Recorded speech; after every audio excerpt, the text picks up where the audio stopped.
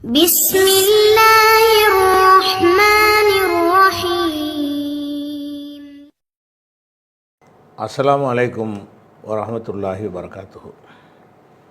அன்பிற்குரிய சகோதர சகோதரிகளே, நீங்களும் ஆலிம்களாகலாம் என்ற தினசரி பாடத்தில் ஒவ்வொரு ஞாயிற்றுக்கிழமையும் உலூமுல் குர்ஆன் என்ற குர்ஆன் பற்றிய கலைகளை நம்ம அறிந்து வருகிறோம். இப்போ கடைசியாக நம்ம என்ன பார்த்து வருகிறோம் என்று சொன்னால், திருக்குர்ஆனில் ஒரு விஷயத்தை பலவிதமான வார்த்தைகளை கொண்டு அல்லாஹ் சொல்லுவான்.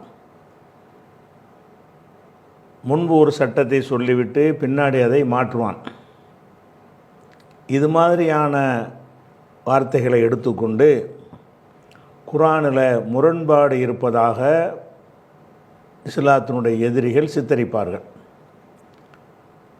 அதுபோன்று எவற்றையெல்லாம் அவர்கள் விமர்சனம் செய்கிறார்களோ அது பற்றிய ஞானத்தை ஒரு மார்க்க அறிஞர் அறிந்து வைத்திருக்க வேண்டும். முஸ்லிம்களுக்கு மாத்திரம் சொல்லக்கூடிய பயானை மட்டும் அறிந்து கொள்வதற்கு பேர் மார்க்க அறிவு இல்லை. முஸ்லிம் அல்லாத மக்களுக்கு இஸ்லாத்தின் மீதும் குர்ஆனின் மீதும் எழுகிற சந்தேகங்களை சரியான முறையில் புரிய வைத்து அந்த சந்தேகத்தை தீர்க்கிறதும் கடமை என்கிற வகையில் உலூமுல் குர்ஆனில் இப்போ நம்ம என்ன எடுத்து பார்த்து கொண்டிருக்கிறோம் என்றால், எந்த வசனங்களை எல்லாம் ஒரு தவறாக விளங்கி கொண்டு ஒரு முரண்பாடு போல சித்தரிப்பார்கள், அந்த வகையை பார்த்துக்கிட்டு வர்றோம். அந்த வகையில் ஒரு வசனம் என்னன்னு சொன்னால், அந்த மனித படைப்பை பற்றி குர்ஆன் பேசும் பொழுது பலவிதமான வார்த்தைகளால் அந்த மனித படைப்பின் துவக்கத்தை பற்றி பேசுகிறது. சில வசனங்களில் மண்ணால் படைத்ததாக சொல்கிறது, சில வசனங்களில் களிமண்ணால் படைத்ததாக சொல்கிறது, சில வசனங்களில் காய்ந்த சுட்ட களிமண்ணால் படைத்ததாக குர்ஆன் சொல்லுகிறது. அப்போ மனித படைப்பை பற்றி சொல்லும் பொழுது இப்படி முரண்பாடாக பேசுவது ஏன், இப்படியான வசனங்களையா எடுத்து வைத்து கொண்டு உங்கள்கிட்ட கேள்வி கேட்பாங்க. அதே மாதிரி மனித படைப்பை பேசும் பொழுது உங்களை விந்து துளியிலிருந்து படைத்தோம் என்று சில வசனங்கள் சொல்லும்.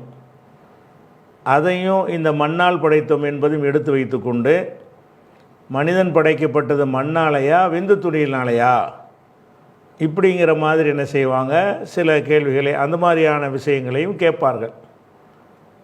அதே மாதிரி ஆதமுடைய படைப்பு மண்ணால் என்று இருந்தாலும் அவருக்கு துணைவியாக அல்லாஹ் படைத்தது மண்ணிலிருந்து நேரடியாக படைக்கலை.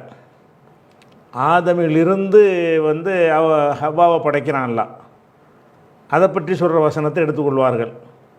அப்போ மனித படைப்பு பற்றி மண்ணாலங்கிறீங்க, களிமண்ணாலங்கிறீங்க, சுட்ட களிமண்ணாலங்கிறீங்க, அதுக்கப்புறமேல விந்து துளியாலங்கிறீங்க, இல்லை அவர் ஆணிலிருந்து பெண் படைக்கப்பட்டார் என்கிறீங்க, எதுக்கு இம்புட்டு முரண்பாடாக சொல்கிறீர்கள் அப்படின்னு சொல்லி என்ன செய்வாங்க, கேட்பாங்க. அது மாதிரியான வசனங்களை பார்த்துட்டு அதற்குரிய விளக்கங்களை பார்ப்போம். 30வது அத்தியாயத்தில் 20வது வசனம், ஒமின் ஆயாத்திஹி அன் ஹலக்கக்கும் மின் துராபின், உங்களை மண்ணிலிருந்து அவன் படைத்தது அவனுடைய சான்றுகளில் உள்ளவை. அல்லாஹ் ஒருத்தன் இருக்கிறாங்கிறதுக்கு ஒரு அத்தாட்சி என்ன என்று கேட்டால், அன் ஹலக்கக்கும் மின் துராபின், துராபுனா மண்ணிலிருந்து படைக்கிறது. இந்த துராபு என்கிற வார்த்தை இருக்குல்ல, அது மண்ணில் உள்ள எல்லா வகையும் எடுத்துக்கொள்ளக்கூடிய ஒரு சொல். துராபுங்கிறது களிமண்ணை எடுத்துக்கொள்ளும், மணலை எடுத்துக்கொள்ளும், பெரிய பெரிய பாறாங்கற்களை எடுத்துக்கொள்ளும். இந்த மண்ணுன்னு சொல்கிறோம்ல, மண்ணில் இரும்பு தூள்கள்லாம் கூட அதில் கலந்துருக்கும், அதை கூட எடுத்துக்கிறோம். அப்போ மண்ணிலிருந்து படைத்தோம் என்று சொல்வது ஒட்டுமொத்தமாக எல்லாம் கலந்ததுக்கு பேர் மண். இங்கே மண்ணிலிருந்து படைத்தோம் என்று அல்லாஹ் என்ன செய்கிறான், சொல்கிறான். அதே மாதிரி 6:2 சொல்லும்போது, ஹுவல்லதி ஹலக்கக்கும் மின் தீனின், தீனி என்றால் களிமண், களிமண்ணிலிருந்து உங்களை படைத்தான் இப்படி என்று 6:2 அல்லாஹ் சொல்கிறான்.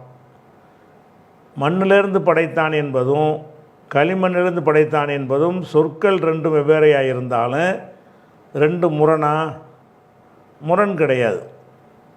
மண் என்பதும் களிமண் என்பதும் முரண்பட்டது கிடையாது. மண் என்பது களிமண்ணை களிமண் வேறு மண் எல்லாத்தையும் உள்ளடக்கிய ஒரு மண் இனத்துக்கு உள்ள வார்த்தை வந்து அது துராபு என்பது. அதில் குறிப்பிட்ட பிரிவு துராபில் படைத்தான்டா, துராபில் எந்த வகையில் படைத்தான், பாறாங்கல்லேருந்து படைத்தானா, மணல் துகள்கள்லேருந்து படைத்தானா அப்படின்னு வரும்பொழுது அதுக்கு விளக்கமாக களிமண்ணிலிருந்து படைத்தான் என்று சொல்லப்படுகிறது. இப்போ உதாரணத்துக்கு சொல்வதாக இருந்தால், ஒரு பொருளை வந்து நம்ம தயாரிக்கும் பொழுது அந்த பொருளை என்ன செய்வாங்கன்னா, ரொட்டி தயாரிக்கிறீங்க. ரொட்டி தயாரிக்கும் பொழுது கோதுமையிலிருந்து தயாரித்தோம் அப்படின்னு சொன்னாலும் அது சரிதான். அல்லது மைதாவிலிருந்து தயாரித்தோம் என்று சொன்னாலும் அது சரிதான். ஏன்னா மைதா ஒரு புரோட்டா இருக்கிறது, அந்த புரோட்டா வந்து மைதாவிலிருந்து தயாரிக்கப்படுகிறது. மைதா இதிலிருந்து தயாரிக்கப்படுறது, கோதுமையிலிருந்து தயாரிக்கப்படுது. இப்போ கோதுமையில் பல வகையாக பிரிக்கப்பட்டு அதில் ஒரு வகை தான் மைதா என்பது. அப்போ ஒரு புரோட்டாவை எடுத்துக்கொண்டு இது கோதுமையிலிருந்து தயாரிக்கப்பட்டது என்று சொன்னாலும் அது உண்மைதான். அது விரிந்த அர்த்தத்தில் சொல்லப்பட்டிருக்கிறது. கோதுமையுடைய ஒரு வகையாக இருக்கக்கூடிய மைதாவிலிருந்து இந்த புரோட்டா தயாரிக்கப்பட்டுச்சு என்று சொன்னாலும் அது முரண்பாடு கிடையாது. ஒன்று வந்து விரிந்த சொல்லு, அதாவது கோதுமை என்பது மைதா, கோதுமை மாவுங்கிறாங்கள, அந்த மாவு, ரவா, இது எல்லாத்துக்கும் சேர்த்த ஒரு மூலம் வந்து மைதா, கோதுமைங்கிறது. அப்போ கோதுமையிலிருந்து என்பதை வந்து ரவாவுக்கும் சொல்லிக்கிறலாம், மைதாவுக்கும் சொல்லிக்கிறலாம், சப்பாத்திக்கு சொல்லிக்கொள்ளலாம். எல்லாமே அந்த மெயின் மூலமாக அதுதான் இருக்கிறது. அந்த மைதா கோதுமைங்கிற மாதிரி ஒரு சொல்லு தான் துராபு என்பது, மண் வகை. அந்த மண் வகையில் மனிதனை படைப்பதற்கு தேர்ந்தெடுத்துக்கு வந்து எந்த வகையான மணல் மாதிரி இருக்குமே அந்த மண்ணா, சேறு சகதியுமாக இருக்குமே அந்த மாதிரி மண்ணா, எந்த வகையான மண் அப்படின்னு சொல்லி சொல்கிறதுக்கு தான் இந்த வசனத்தில் தீனின் களிமண்ணிலிருந்து படைத்தேன் என்று சொல்கிறான். இது முரண்டு யாராவது சொல்லுவாங்களா? ரெண்டும் உண்மை தானே. களிமண்ணிலிருந்து படைத்தான் என்று இப்படி ஒரு புரோட்டா வந்து கோதுமையிலிருந்து படைக்கப்பட்டது என்று சொன்னாலும் அது உண்மைதான். அந்த புரோட்டா வந்து மைதா மாவிலிருந்து படைத்தது என்று சொன்னாலும் உண்மைதான். ஏன்னா மைதா மாவு கோதுமையுடைய ஒரு வகை. அப்போ அந்த மாதிரி இருக்கிறதுனால இப்போ வந்து ஒன்று வந்து விரிவான வார்த்தையை போட்டிருக்கிறோம், ஒன்று வந்து குறிப்பிட்ட ஒரு வார்த்தையை போட்டிருக்கிறோம். இப்படி பாஷை எல்லாருமே என்ன செய்வாங்க, இப்படி மனிதர்களுடைய பேச்சுக்களில் இந்த மாதிரி நிறைய பேசுவாங்க. இந்த புரோட்டாவுக்கு நான் கோதுமைக்கு சொன்ன மாதிரி, புரோட்டாவுக்கு சொன்ன மாதிரி பல விஷயங்களுக்கு என்ன செய்வாங்கன்னு கேட்டால், இந்த மாதிரியான வந்து நேரடியான மூலத்தையும் சொல்லுவார்கள், அந்த மூலத்துக்கு மூலமாக இருக்குமே அந்த வார்த்தையும் சொல்லி பேசுவார்கள். இது ஒரு பெரிய விஷயமே கிடையாது. இருந்தாலும் இதை கொண்டு வந்துக்கிட்டு என்ன செய்வாங்கன்னா கேட்பாங்க. அதே மாதிரி வந்து 7:12 ஷைத்தான் வந்து அல்லாட்ட வந்து அந்த சஜிதா செய்ய மறுப்பான்ல, ஆதம் அலைஹிஸ்ஸலாத்துக்கு பணிகிறதுக்கு மறுப்பான். ஏண்டா மறுக்கிறேன்னு கேட்கும் பொழுது, அன ஹைரும் மின்ஹு, நான் அவரை விட மேலானவன், ஹலக்தனி மின் நாரின், என்னை நெருப்பிலிருந்து நீ படைத்தாய், ஓ ஹலக்தஹு மின் தீன், அவரை களிமண்லேருந்து படைத்தாய்ன்னு சொல்லி அவர் களிமண்ணில் படைத்ததை வந்து இப்லீஸ் நேரடியாக அல்லாட்ட என்ன செய்கிறான் சொல்கிறான். அல்ல அதை ஏற்றுக்கிறதுனால அதை நம்மளும் அந்த களிமண்ணில் படைக்கப்பட்டதை அந்த நம்பலாம். அப்படியே 7:12 அப்படி வருது. அப்போ மண்ணால் படைக்கப்பட்டதில் இருந்து மாறி களிமண்ணால் இந்த வாசகம் சொல்கிறது. அதே மாதிரி வந்து 17:61 என்ன செய்கிறான் இப்லீஸ் கேட்குறான், அஸ்ஜுது லிமன் ஹலக்த தீனா, களிமண்ணால் நீ படைத்த ஒருவருக்கு நான் சஜிதா செய்வேனா அப்படின்னு கேட்குறான். 17:61 கேட்குறான். அதே மாதிரி வந்து களிமண்ணுடைய சாரிலிருந்து நம்ம படைத்தோம், களிமண்ணுடைய அதை ஃபில்டர் பண்ணி, களிமண்ணிலேயே நிறைய கலந்துருக்கும்ல, அதெல்லாம் ஃபில்டர் பண்ணி வட்டி கட்டி அதிலிருந்து படைத்தோம் என்று சுலாலத்தை மின் தீன் என்று 23:12 அல்லாஹ் சொல்லி காட்டுகிறான். அதே மாதிரி வந்து இன்னா ஹலக்கனாக மின் தீபின் லாஸ்பின், இதுலேயும் களிமண்ணிலேருந்து படைத்ததாக அல்லாஹ் சொல்லி காட்டுகிறான் 37:11. அதே மாதிரி 38:71 களிமண்ணிலேருந்து படைத்தோன்னு அல்லாஹ் சொல்கிறான். இன்னி ஹாலிக்குன் பஷரன் மின் தீன், களிமண்ணிலிருந்து நான் ஒரு படைப்பை படைக்கப் போகிறேன் அப்படின்னு மலக்குகள்கிட்ட அல்லாஹ் சொன்னான். அதே மாதிரி இப்லீஸ் சொன்னது வந்து 38-76லையும் வருகிறது. ஹலக்தனி மின் நாரின் ஹலக்தொகு மின் தீன், என்னை நெருப்பில் படைத்தாய், நெருப்பால் படைத்தாய், அவரை களிமண்ணால் படைத்தாய் என்று அவன் அல்லாட்டே பேசுகிறான். அதே மாதிரி வந்து நல்லா மின் சல்சாலின் மின் ஹமையின் மசுனூன்னு சொல்கிறான். இதுவும் களிமண்ணில் நல்லா காய்ந்து சுண்டினால் சத்தம் வரக்கூடிய நிலையில் இருந்த அந்த மண் ஓட்டிலிருந்து படைத்தோம் என்று 15-26 சொல்கிறான். அதே மாதிரி வந்து இதெல்லாம் வந்து மண்ணால் படைக்கப்பட்டதை 2 வகையாக சொல்கிறான். மண்ணால் 3 வகையாக சொல்கிறான். மண்ணால் படைக்கப்பட்டான், களிமண்ணால் படைக்கப்பட்டான், காய்ந்த களிமண்ணால் படைக்கப்பட்டான் அப்படிங்கிற படைக்கப்பட்டான் மனிதர்னு சொல்லப்பட்டிருக்குது. அதுக்கடுத்து என்ன வருதுன்னா, வேறு சில வசனங்களில் வந்து விந்துவினால் படைக்கப்பட்டான் என்று வருகிறது. எப்படி வருதுன்னு கேட்டால் 2 பேருடைய வரலாறே எல்லாம் சொல்லி காட்டுறான். ஒரு உதாரணத்துக்கு சொல்லி காட்டுறான். ஒரு நல்லவன் ஒரு கெட்டவன் 2 பேர் இருக்கிறாங்க. அந்த 2 பேரும் வந்து நல்லவனும் கெட்டவனும் விவாதம் பண்ணிக்கிறாங்க. விவாதம் பண்ணவன ஒருத்தன் கெட்டவனாக இருக்கிறான்ல, அந்த கெட்டவன்ட்டு அந்த நல்லவன் சொல்கிறான். என்ன சொல்கிறான்? கஃபர்த்த பில்லதி ஹலக்கக மின் துராபின், உன்னை மண்ணிலிருந்து படைத்திருக்கிறானே அவனை நீ வந்து நிராகரிக்கிறாயா? சும்ம மின் நுத்துஃபத்தின், பிறகு விந்திலிருந்து உன்னை படைத்தானே அப்படின்ட்டு இதில் 2 சேர்ந்தே வந்துடுது. அப்போ மனிதனை மண்ணிலிருந்து படைத்தான் என்பது முதல் மனிதனை பற்றி பேசக்கூடிய ஒரு விஷயம். நுத்துஃப விந்துவிலிருந்து படைத்தான் என்று சொல்வது அவருடைய சந்ததிகளுக்கு உள்ள ஒரு விஷயம். அப்போ வந்து மண்ணிலிருந்து படைத்தான் என்றும் சொல்லிவிட்டு சும்மமின் நுத்துஃபத்தின், பிறகு விந்துவிலிருந்து படைத்தான் என்று சொல்லும் பொழுது இதிலே முரண்பாடு நீக்கிற மாதிரி வாசகத்தை எல்லாம் போட்டுறான். ஃபஸ்ட்டு படைத்த படைப்பு தான் மண்ணால், அதுக்கடுத்த படைப்புகள் எல்லாம் விந்துவிலிருந்து என்று என்ன செய்கிறது, அது ஒரு வகையாக சொல்லப்பட்டு விடுகிறது. அதே மாதிரி வந்து 32:7 என்ன வருதுன்னு கேட்டால், பதா ஹுல் ஹல்கல் இன்சானி மின் தீன், மனித படைப்பை களிமண்ணிலிருந்து துவக்கினான். அனைவரும் மண்ணால் படைக்கப்படல. அவர் மட்டும்தான், நம்ம தந்தை மட்டும்தான் களிமண்ணால் படைக்கப்பட்டாரே தவிர பாக்கி நம்ம சந்ததிகள் எல்லாம் அவருடைய விந்து மூலமாகத்தான் நம்ம என்ன செஞ்சுருக்கிறோம், உருவாகி இருக்கிறோம். பதா ஹல்கல் இன்சானி மின் தீன், மனித படைப்பை களிமண்ணிலிருந்து பதான் தான் ஸ்டார்ட் பண்ணுறது, அதாவது துவக்கினான் அப்படின்னு துவக்கம் தான் அப்படின்னு வருது. துவக்கம்னா என்ன அர்த்தம்? முதல் படைப்பு களிமண், மற்ற சந்ததிகளுக்கெல்லாம் அது இல்லை அப்படின்னு வருது. அதே மாதிரி 36-77 என்ன வருதுன்னு கேட்டால், அவளும் இரல் இன்சானும், மனிதன் சிந்திக்க வேண்டாமா, அண்ணா ஹலக்குனாகும் நுத்துஃபத்தின், அவனை விந்து துளியிலிருந்து படைத்திருக்கிறோம் என்பதை அவன் சிந்திக்க வேண்டாமா அப்படின்னு எல்லாம் கேட்குறான்.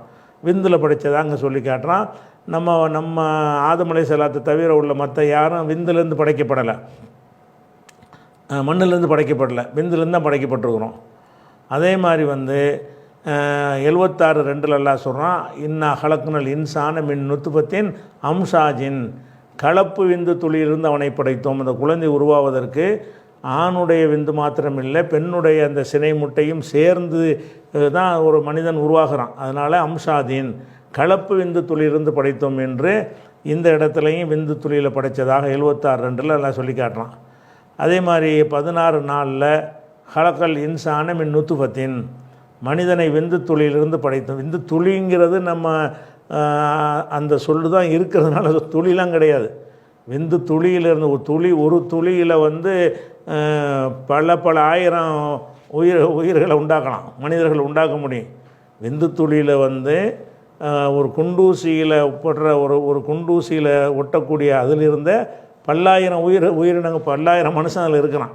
அதில் வந்து துளின்றத ஒரு சொட்டு விட்டோம்னு வரும், அதுதான் துளிங்கிறோம். அவ்வளவு அளவுலாம் மனுஷன் படைக்கப்படலை. மனுஷனுடைய அதாவது ஒரு தடவை மனிதனிடம் வரக்கூடிய விந்து துளியிலிருந்து 30 லட்சம் உயிரணுக்கள் இருப்பதாக சொல்கிறோம். 30 லட்சம் பேர் வந்து அந்த ஒரு ஆணிடமிருந்து உருவாக்கிட முடியும். அவ்வளவு உயிரணுக்கள் அதில் இருக்கிறது. அப்போ மனிதன் உருவாவதற்கு தேவை வந்து நுத்துஃபான்னு, நம்ம நுத்துஃபாவுக்கு விந்து துளின்னு நம்ம வந்து அர்த்தம் செய்கிறோன்னா அதுக்கு வேறு சொல்லு கிடைக்காதனால செய்கிறோம். விந்து துளி அல்ல, அந்த அது துகள்னு சொல்லுவோமா, துகள்னு வச்சுக்கலாம். துகள் தானே சின்னதாக இருக்கும். அப்போ வந்து துகளிலிருந்து தான் படைக்கப்பட்டிருக்கிறான் அப்படின்ட்டு 16:4 எல்லாம் சொல்லி காட்டுறான். அதே மாதிரி 23:13 சும்ம ஜால்னாஹு நுத்துஃபத்தன் ஃபி கராரின் மக்கீன், வலுவான உறுதியான ஒரு தங்குமிடத்தில், அதாவது கற்ப பையில் அவனை நுத்துபாவாக நெஞ்சினோம், விந்து துகளாக அவனை ஆக்கினோம். அங்கேருந்து மறுபடி படைக்கப்படுறான்னு நல்லா சொல்லி காட்டுகிறான். அதே மாதிரி வந்து 53:46 சொல்லி காட்டுகிறான். வன்னஹு ஹலக்க ஜவுஜைன் இது தக்கர ஒல்லுன்சா, ஆண் பெண் என்ற ஜோடிகளை அவன்தான் படைத்திருக்கிறான். மின் நுத்துஃபத்தின் இதா தும்னா, விந்து வெளிப்படும் பொழுது அதனுடைய துகளிலிருந்து, ஒரு அந்த நுத்ஃபாவுடைய துகளிலிருந்து மனிதனை படைத்தான் அப்படின்ற 53:46 அல்லாஹ் சொல்லி காட்டுறான். அதே மாதிரி வந்து 75:39 இதையே தான் சொல்கிறான். அலம் யக்கு நுத்ஃபத்தன் மிம்மணி யும்னா, செலுத்தப்படுகிற விந்துவிலிருந்து ஒரு துகளாக அவன் இருக்கவில்லையா, பிறகு அவன் வந்து அலக்கத்தாக மாறவில்லையான்னு அதை பற்றி பேசிக்கிட்டு வர்றான்ல. அப்போ மனித படைப்பை பற்றி இப்படியும் சொல்கிறான்ல. 80:18-19 ஒரு கேள்வி பதில் மாதிரி ஒரு டைப்பில் அல்லாஹ் சொல்கிறான்.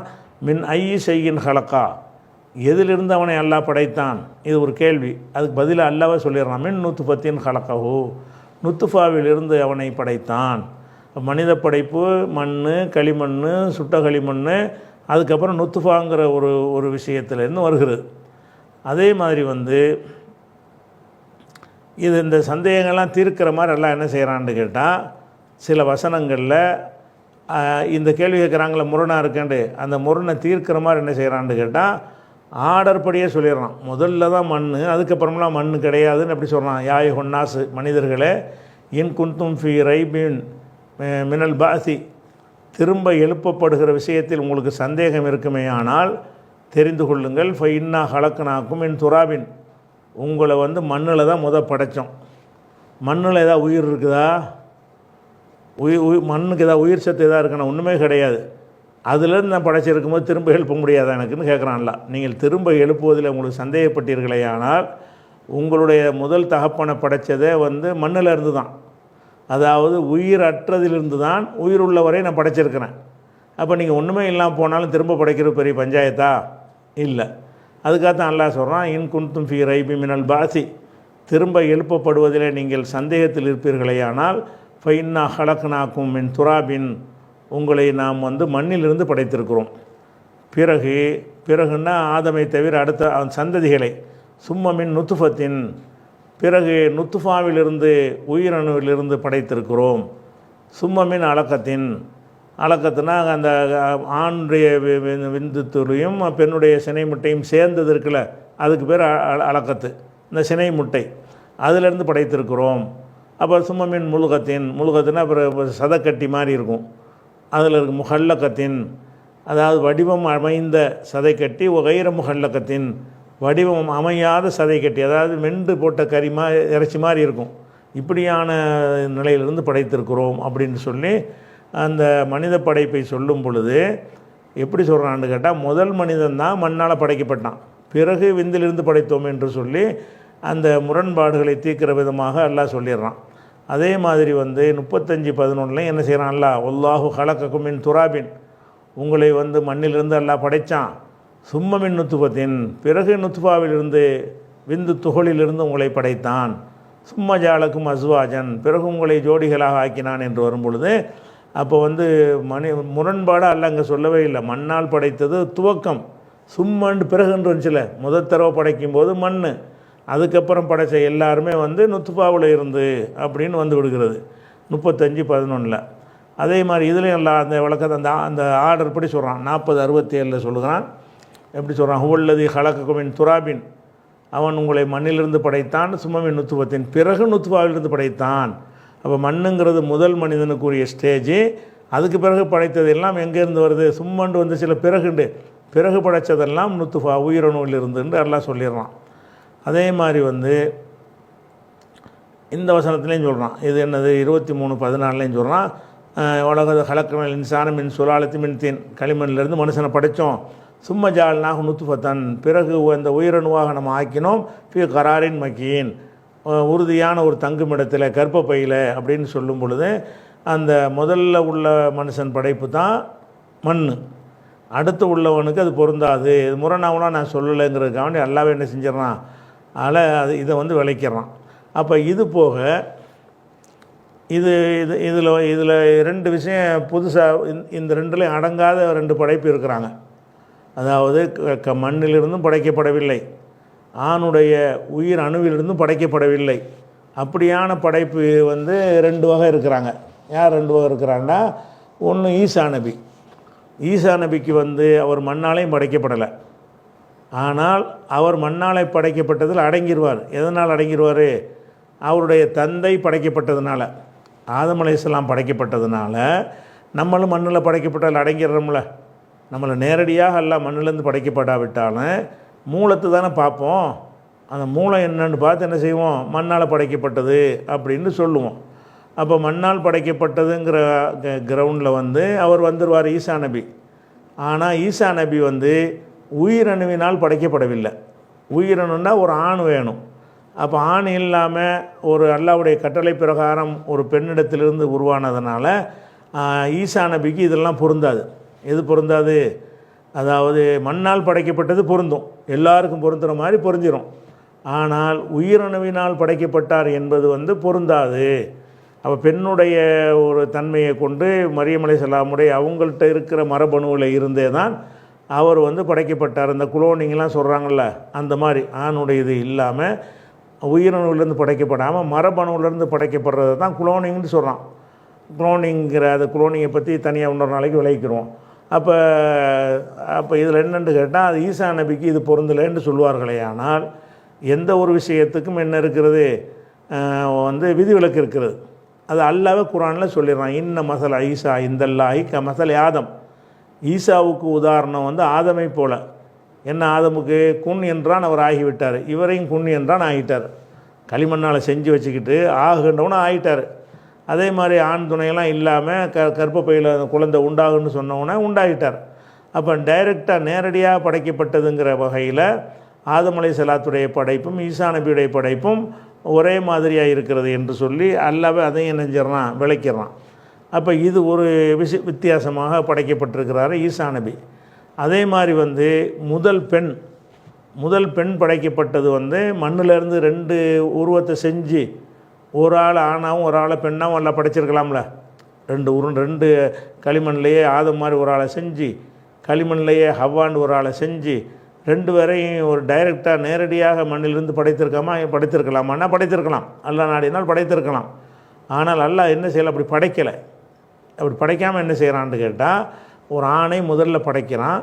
அந்த ஆணிலிருந்து ஒரு பாட்டை, அது விழா எலும்புண்டு ஹதீஸில் வருகிறது, அதை எடுத்து அதை மூலமாக வச்சு அதிலேருந்து ஆகின்றவனே ஆயிடுவார். அல்லாவுக்கு வந்து மெட்டீரியல்லாம் தேவை கிடையாது. களிமண்ணும் தேவையா?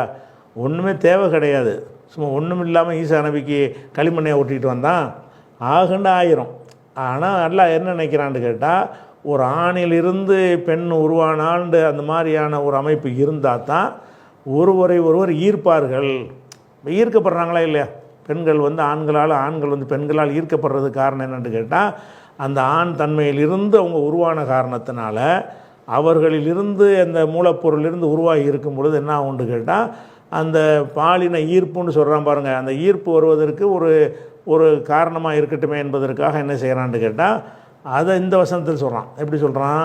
30:21 சொல்கிறான், ஒமின் ஆயாத்திஹி, அவனுடைய அத்தாட்சிகளில் உள்ளது தான் அன் ஹலக்கலக்கும் மின் அன்ஃபுசிக்கும் அஸ்வாஜன், உங்களிலிருந்தே உங்களுக்கு ஜோடியை அவன் படைத்திருப்பது. உங்களுக்கு ஜோடியை படைத்தது மண்ணிலிருந்து இன்னொரு படைப்பாக படைத்து செய்யாமல் உங்களிலிருந்து ஆண்களாகிய உங்களிலிருந்தே உங்களுடைய ஜோடிகளை அவன் படைத்திருப்பது அவனுடைய அத்தாட்சிகளில் உள்ளது. எதுக்காக வேண்டி என்றால், அதுக்கும் காரணத்தை எல்லாம் சொல்கிறான். லி தஸ்கூனும் இலைஹா, அந்த ஜோடி அவர்களிடத்தில் நீங்கள் அமைதி பெறுவதற்காக வேண்டி, அந்த மனைவியோட சந்தோஷமாக இருக்கும் பொழுது அவனுக்கு ஏற்படுற ஒரு மன அமைதி என்பதற்காகவும், ஓ ஜால பைனக்கும் மவத்தத்தம் வரஹமா, உங்களுக்கு மத்தியில் அன்பையும் பரிவையும் அல்லாஹ் ஏற்படுத்தி இருக்கிறான். இன்னஃபீத அலிக்கல் ஆயாத்தின் லி கௌமி யத்தஃபக்குரூன், சிந்திக்கிற மக்களுக்கு இதில் நிறைய சான்றுகள் இருக்கிறது. ஒரு எதுக்காக வேண்டிய ஒரு பெண்ணான அப்படி அடாப்ஷனாக இருக்கிறாங்க என்று கேட்டால், அதை வந்து அப்படிலாம் வந்து அந்த தொடர் அவங்க படைத்த மெத்தடில் என்ன செய்கிறான்னு கேட்டால், ஆணிலிருந்து பெண் உருவானால்னு சொல்லும் பொழுது அந்த தன்மையை கொண்டே தான் பெண்கள் பிறக்கிறாங்க. பெண்கள் பிறக்கும் பொழுது அவங்க அந்த ஆணிலிருந்து தானே படைக்கப்பட்டாங்க, அந்த தன்மையை கொண்டவர்களாகவே அவங்க வந்து பிறக்கிறாங்க. அதனால தான் என்ன செய்கிறாங்கன்னா, பெண்கள் வந்து ஆண்களை சார்ந்திருக்கிறாங்க. ஆண்களும் நம்முடைய ஒரு அங்கம், அப்படின்னு நினைத்து கொண்டு அவன் நினைக்கிறான், யாரும் சொல்லிலாம் கொடுக்கறதில்ல, இயல்பாகவே அவனுடைய ஜோடி வரும்போது என்ன செஞ்சிடறான், இவங்க நம்மளிலிருந்து படைக்கப்பட்டவர்கள் அப்படின்ட்டு விளங்கிக்கிறான். அந்த ப்ரோக்ராம் அங்கே ஏற்பாடு பண்ணப்பட்டுருச்சு படைக்கும் போது. அப்போ இந்த மாதிரி வரும்போது இதை என்ன செய்யக்கூடாதுன்னா, இதை முரண்பாடு என்று என்ன செய்யக்கூடாது, சொல்லக்கூடாது. இது படைப்பு பல வகையாக எல்லாம் படைச்சிருக்கிறான் என்ற வகையில். அதில் சில பேர் என்ன செய்வாங்கன்னு கேட்டால், இந்த ஆணிலிருந்து பெண் படைத்தான்ங்கிறத தப்பாக விளங்கிட்டு ஒரு வியாக்கியானம் கொடுப்பாங்க. எப்படி வியாக்கியானம் கொடுப்பாங்கன்னா, இப்போ ஒரு பெண் பிறக்கிறான்னு வைங்களேன், இவளை இப்போ இருக்கிற அவனு புருஷனாக வரப்போகிறான்ல, அவனுடைய எலும்பிலிருந்து தான் படைத்தார் என்று வியாக்கியானம் கொடுப்பாங்க. அப்படி அர்த்தம் கிடையாது. நம்ம மண்ணால் படைத்தோம் என்று சொன்னால் நம்மளை மண்ணால் படைத்தான்ற அர்த்தம். மண்ணால் அல்லாஹ் படைத்தான் என்பதற்கு நம்ம என்ன அர்த்தம் வைக்கிறோம்னு கேட்டால், நம்முடைய முதல் தந்தை இப்படி படைக்கப்பட்டார், அதனால் அந்த சந்ததியாக வர்றதுனால நம்மளுக்கும் அந்த வார்த்தையை சொல்லலாம். அதே மாதிரி முதல் பெண்ணு தான் அப்படி படைக்கப்பட்டாங்களே தவிர ஒவ்வொரு பெண்ணும் ஒவ்வொரு ஆணிடமிருந்து படைக்கப்படுவது கிடையாது. அப்படி படைக்கப்பட்டதுன்னு சொன்னால் அதில் அந்த அந்த அந்த அர்த்தத்தில் ஹதீஸுக்கு குர்ஆனுக்கு விளக்கம் கொடுக்கக்கூடாது. உங்களிலிருந்து படைத்தான் என்று சொல்வது முதல் நபருக்கு சொன்ன ஒரு விஷயந்தான். முதல் மனிதராகிய ஆதமிடமிருந்து தான் ஹவ்வா என்பவரை அல்லாஹ் படைத்தான். அவருக்கு தனி களிமண்ணை உருட்டலை உங்களுக்காக வேண்டி. ஆணுடைய விழா எலும்பிலிருந்து என்ன செஞ்சுருக்கிறான்ல, அதை மூலமாக வைத்து ஆகுண்டவனு ஆகிட்டார், அவ்வளோதான். அப்போ அப்படி ஆகும்போது என்ன ஆகுன்னு கேட்டால், அதிலிருந்து அவங்க உண்டானதுனால அவங்களுக்கு மத்தியில் ஒரு மறைமுகமான ஈர்ப்பு தன்மை ஆணுக்கும் பெண்ணுக்கும் இருந்துக்கிட்டே இருக்கணும். அதுக்கு தான் செஞ்சேங்கிறல்லாம். அவங்களோட நீங்கள் அமைதி பெறணுங்கிறதுக்காக வேண்டியும் அன்பும் பரிவும் ஏற்படணும் என்பதற்காக வேண்டி தான் அவரிலிருந்தே நான் படைத்தேன் என்று அல்லாஹ் சொல்லி காட்டுறான். சிந்திக்கிற மக்களுக்கு பெரிய அத்தாட்சி இருக்குதுன்னு வேற இதை முடிக்கிறான். அதனால் இப்போ ஒருத்தன் ஒரு பெண்ணு ஒரு 2-3 கணவனை கல்யாணம் பண்ணுற நிலை வரும்ல. கணவன் இறந்துட்டான் அல்லது விவாகரத்து பண்ணிட்டான், இன்னொரு கல்யாணம் பண்ணுறாங்க. அப்போ 3 பேர்கிட்ட எடுத்து படைச்சாங்கடா. அப்போ அந்த விழா எலும்புலேருந்து படைச்சாங்கன்னு சொன்னால், அப்போ 2-3 கணவரை இருந்தால் இப்போ 2-3 கணவர்கிட்ட விழா எலும்புலும் எடுத்து படைச்சாங்கன்னு வருமா இல்லையா? அப்படி அர்த்தம் கிடையாது. அந்த மூலத்தில் முதல் பெண் படைக்கப்பட்டதனுடைய விஷயத்தை தான் இந்த வசனங்கள் சொல்லுகிறது. அந்த பெண் படைக்கப்பட்டதுனால எல்லா பெண்களுமே அந்த தன்மை இருக்கும்னு அர்த்தம். எல்லா பெண்களுமே விந்திலிருந்து தான் படைக்கப்படுறார்கள். எல்லா ஆண்களும் எப்படி நுத்ஃபாவிலிருந்து படைக்கப்படுகிறார்களோ அப்படித்தான் எல்லா பெண்களுமே நுத்ஃபாவிலிருந்து தான் படைக்கப்படுகிறார்கள். கருவறையில் வைத்து தான் வளர்க்கப்படுகிறார்கள். அவங்க எங்கேயோ இருக்கிற ஆம்பளைகிட்ட எலும்பு கொண்டாந்து உருவி கொண்டு அதை குழந்தையாக்கி படைக்கிறது கிடையாது. அப்போ ஆணும் பெண்ணும் எல்லாரும் படைக்கப்படுறது எந்த மாதிரின்னு கேட்டால் நுத்ஃபாவிலிருந்து தான். முதல் மனிதர் மண்ணிலிருந்து, பாக்கி எல்லாரும் ஆணாக இருந்தாலும் பெண்ணாக இருந்தாலும் அனைவரும் படைக்கப்படுவது நுத்ஃபா என்கிற உயிரணுவிலிருந்து தான் அவங்க என்ன செய்கிறாங்க, படைக்கப்படுறாங்க என்பது தான் யதார்த்தம். நமக்கும் பெண் படைப்புக்கும் எந்த ஒரு பேசிக்கில் வித்தியாசமே கிடையாது. என்ன வித்தியாசம்னு கேட்டால், முதல்ல எல்லாம் படைச்சான்ல, அப்போ ஒரு வித்தியாசத்தை காட்டியிருக்கிறான். என்ன வித்தியாசம்? ஆணை மட்டும்தான் முதல்ல படைக்கிறான். ஆணுடையிலிருந்து ஒரு பகுதியை எடுத்து அதிலிருந்து ஒரு பெண்ணை படைக்கிறான், ஆகுங்கிறான். அந்த பெண்ணை உருவாகிட்டாங்க.